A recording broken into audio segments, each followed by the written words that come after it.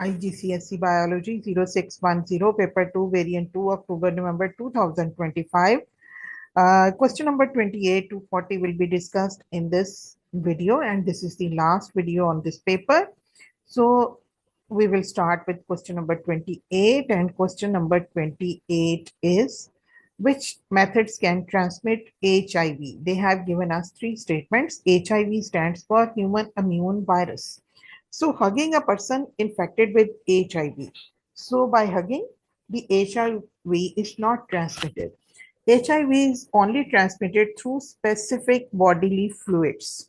Bodily fluids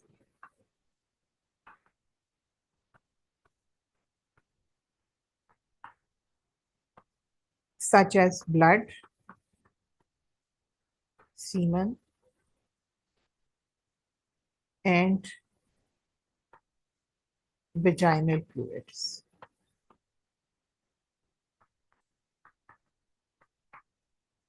So first statement is not correct. Second statement is sharing a needle with a person infected with HIV. Yes, it can be transmitted by this method. Using a plate that a person infected with HIV has used, no. By using the utensils used by the infected person, the HIV is not transmitted. So only the statement number 2 is correct. So D is the correct option. A, B, C are not the correct options. Which state chromosomes can be found in a single sperm? So you know X or Y. So in human beings, the male will have a sex chromosome, that is XY, and female will always have XX chromosome. So sperms are haploid gametes produced by meiosis from a male cell XY. During meiosis, the sex chromosomes separate, meaning an individual sperm cell will carry either a single X chromosome or a single Y chromosome, but never both. So according to this, X or Y. So D is the correct option. They are not. Because the sex chromosomes, when they will separate during meiosis, so they will have either a single X chromosome or Y chromosome in sperms. So question number 30, why are lymphocytes the only cells that produce antibody proteins? So here there are four options. Lymphocytes express all the genes in the nucleus. Almost all nucleated cells in the multicellular organisms contain the exact same genome, the same set of genes. So cells specialize through selective gene expression. So the genes that code for antibodies are physically present in other cells, but they are turned off. They are only turned on or expressed in lymphocytes. So according to this, lymphocytes express all the genes in the nucleus. This is not correct. Lymphocytes have twice as many genes as other cells. No, it cannot happen. That is, they have the uh, double genes. So other cells do not have the genes for antibodies. This is also not correct, because the genome will be same in all cells. The genes for antibodies are only expressed in lymphocytes. Yes, they are only expressed in lymphocytes. They are not expressed in others. So the genes that code for antibodies are physically present in their cell, but they are turned off. They are always turned off. So they are only expressed in lymphocytes. So according to this, the fourth statement or the D option is correct. Now question number 31 is there, and question number 31 is, during protein synthesis, what is the function of the ribosomes. So again, four options. It assembles amino acid in a chain. Yes. It carries a copy of a gene to the cytoplasm. This is not correct. This is not correct because this is the function of the messenger RNA, not the function of ribosome. So this is not the correct option. It contains the code for the synthesis of a protein, the DNA, and subsequently the messenger RNA contains the code, not the ribosome itself. The fourth statement, it determines the order of bases in the protein. The sequence of bases on the messenger RNA molecule determines the specific order of amino acids, not the ribosomes.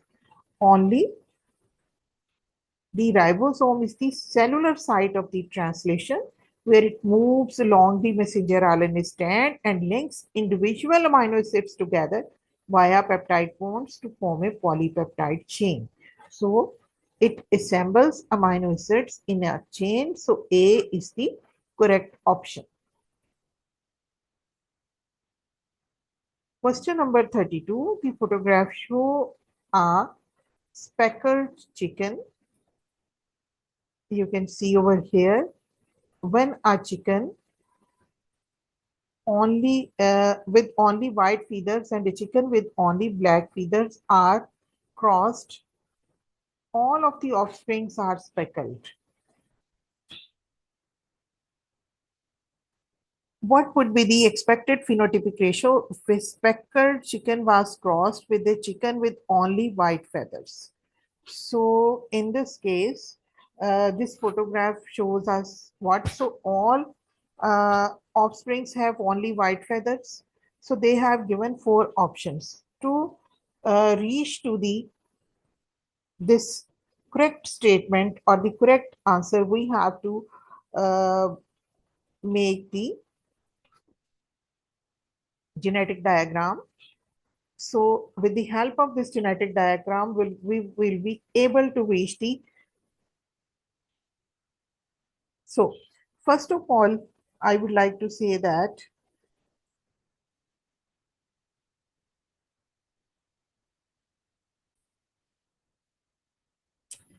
white feathers and a chicken with black feathers. So all of the offsprings are speckled. So for this purpose, I would like to say that W, W, and the other chicken with black.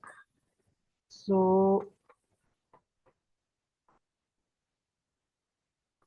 P1, gametes,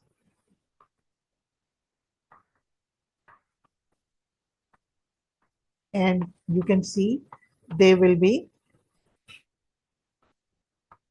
speckled. So all speckled.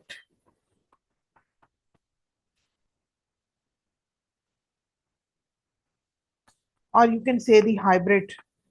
Now, the second option which they have given us, the expected phenotypic ratio of a speck was crossed with the chicken with only white feathers.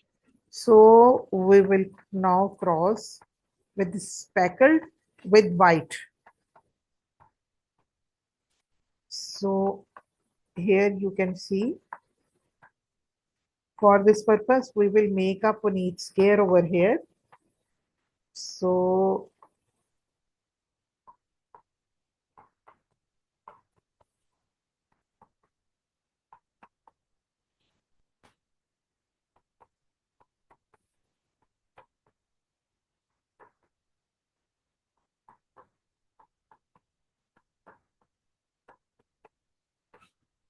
they are 50% white, and you can see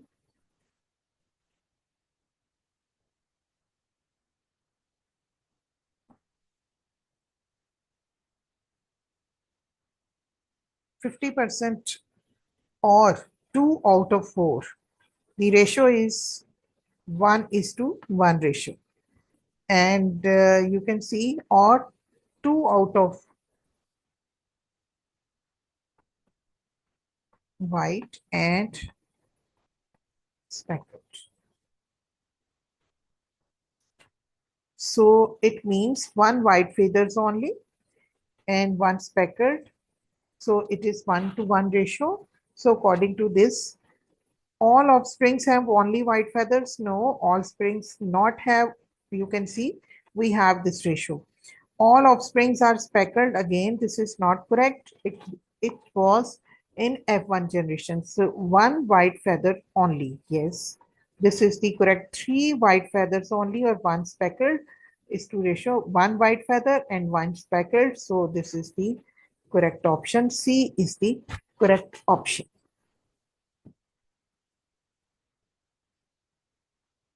Now question number 33. And question number 33 is, what are stem cells?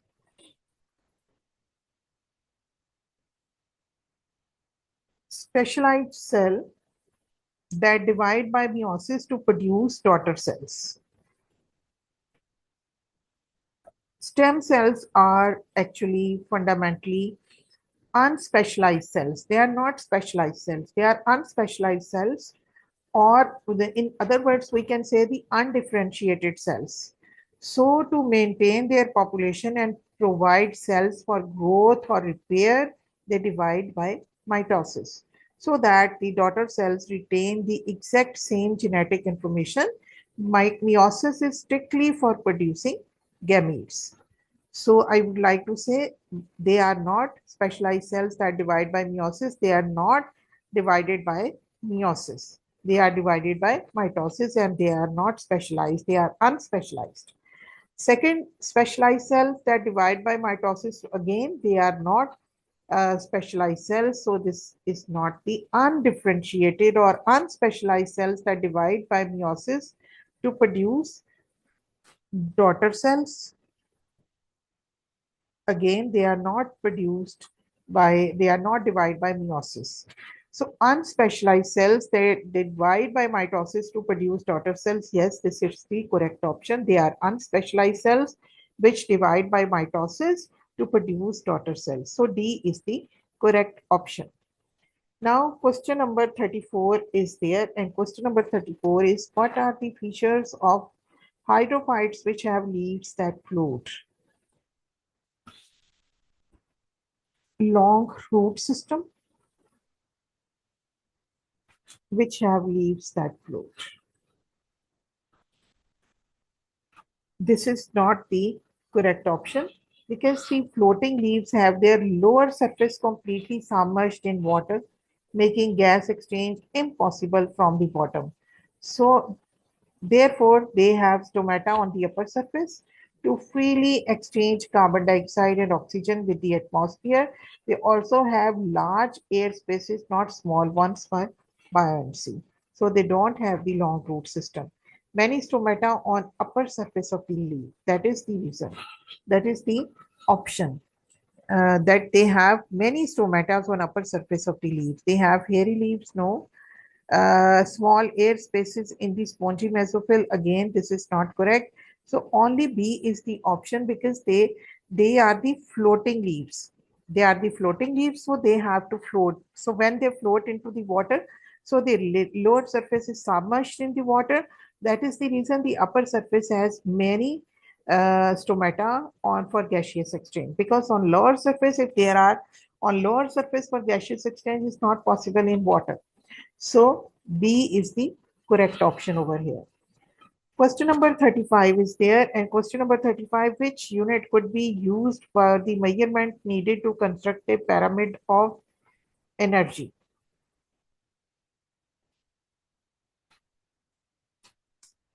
Kilojoules per gram per meter square? No. Kilojoules per kilogram per year?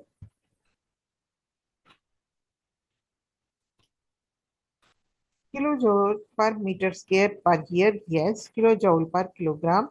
Again, this is not correct. Only C is the correct option. And why C is the correct option?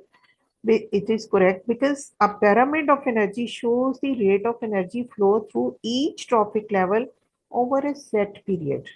So it requires measuring energy over a specific area over a standard time frame, which is kilogram per meter square per year. So this is the correct option.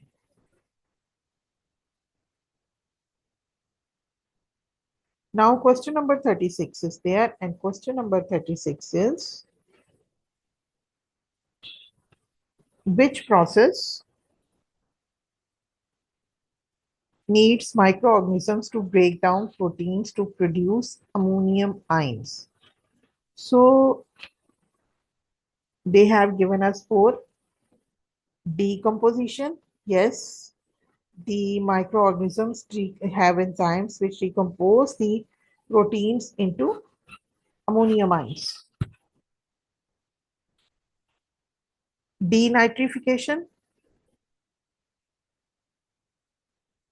nitrification, nitrogen fixation.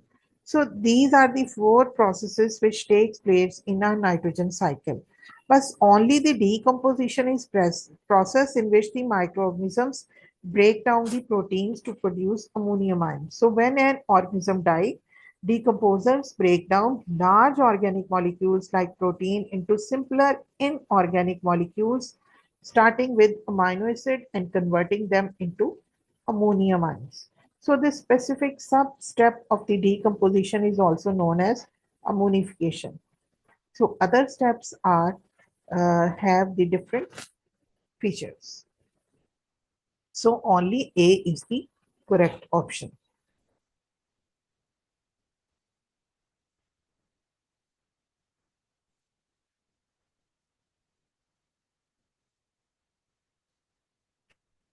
Question number 37.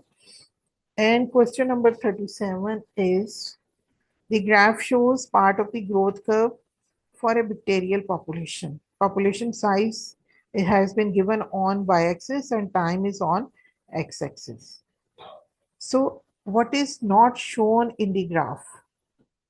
Population size, the bacterial population, part of a growth curve for a bacterial population. So when we represent anything in the form of a graph, there should be the other features which should be shown over there. So the death phase, the exponential phase, the lag phase, or stationary phase. The first is the death phase. So a standard sigmoid S-shaped population growth curve consists of four phases, as which has been shown over here. It should have the lag phase, the initial period of the slow growth. So this is the lag period. Adapt to their new environment where the line is low and flat. Second is the exponential log phase, period of rapid geometric. So this is the log phase, which has been, you can see, given a period of rapid geometric population growth where births, division for exceed. Then stationary phase, the period where growth plateaus because the rate of reproduction equal the death rate, usually due to limiting factors like nutrients or space. So it has been given over here. This next phase is the period where resources run out or toxic waste builds up, causing the population size to decrease steeply. Since the curve remains flat as its peak and does not curve down, so it is the death phase. So it is peak and does not curve downward. The death phase is omitted from this graph. So according to this, A is the correct option. Now question number 38 is, what is an advantage of large scale monocultures? Large scale monoculture. So monoculture involves growing only one type of crop over a large area. So this allows farmers to use specialized machinery, standardized fertilizers, pesticides, and optimize harvesting, which efficiently maximizes the crop yield, the food produced per unit area. So according to this, we need to know the which one is the correct option. The increased biodiversity. This is not correct option because monoculture heavily decreased biodiversity causes single species replaces a varied ecosystem. So this is not the correct advantage for this. Then increased crop yield.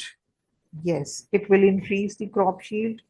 And then C, increased susceptibility to disease. While this is true for monoculture, so if a pathogen hits, it can wipe out the entire genetically identical field. So this is a major disadvantage, not an advantage. So this is not correct option. D, increased variation in the crop yield. Yes, monoculture crops are typically chosen or bred to a highly uniform identical meaning. Variation is decreased, not increased. So only B is the correct option. B is the correct option. All other options are not correct. Now, question number 39 is there. And question number 39 is the graph shows the global emissions of carbon dioxide and methane from 1990 to 2015. Here has been given, this is a bar graph which has been shown years and emissions per million tons. So here a student makes four statements about carbon dioxide and methane. You can see that carbon has been shown with black color and methane with light color. So you can see the carbon dioxide has been increasing from 1990 to 2015. And now we are going to find out the four statements and we have to answer which one is correct. So carbon dioxide and methane were only the sources of greenhouse gases produced in 1990.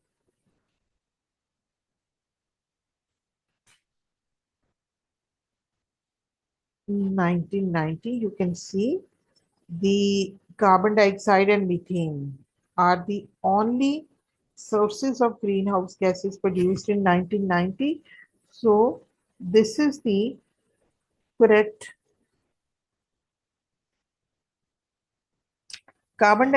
Emissions continue to rise to the present day. Carbon dioxide emissions continue to rise to the present day. So it has been shown from 1990 to 2015. So it cannot support a claim what about happening right now. So this is not the correct statement. Carbon dioxide has a greater effect on climate change than methane. Greater effect on climate change than methane. Again, this is not correct. The graph only measures the volume of the gases, not their relative global warming potential or overall impact per molecule on climate change. According to this, this is not correct statement. Then methane emissions were lower than carbon dioxide emissions between 1990 and 2015. Looking at every single, you can see the methane emissions are lower than carbon dioxide emissions between 1990 and 2015. So this is the correct statement. Methane were the only sources of greenhouse gases in 1990, both only this. The graph only provides data for carbon dioxide and methane. It does not stay to prove that the other greenhouse gases did not exist. So this is also not correct statement. Only fourth statement is correct. According to this, only one statement is correct. So A is the correct option.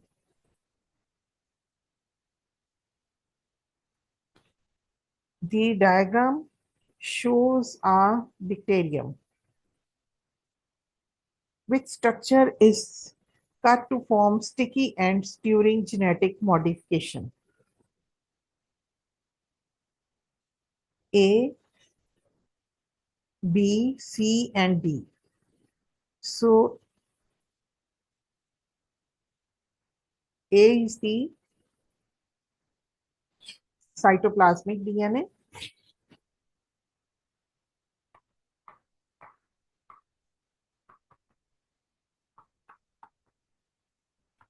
because it is a prokaryote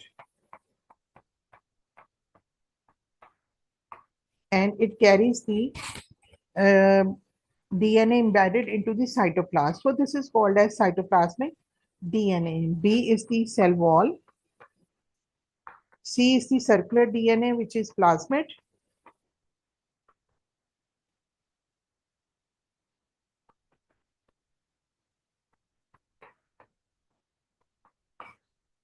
And D can be the ribosome or it can be the cytoplasm.